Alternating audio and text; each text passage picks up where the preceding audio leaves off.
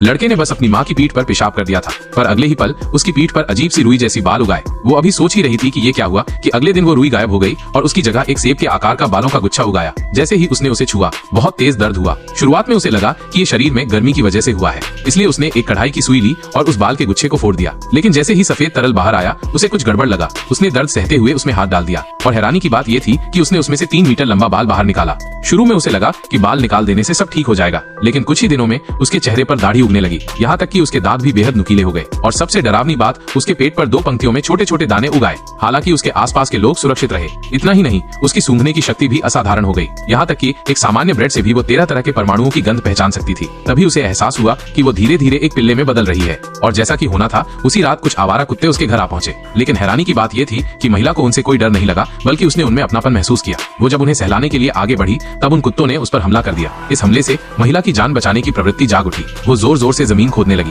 समय के साथ साथ वो पूरी तरह से एक कुत्ते में बदल गई।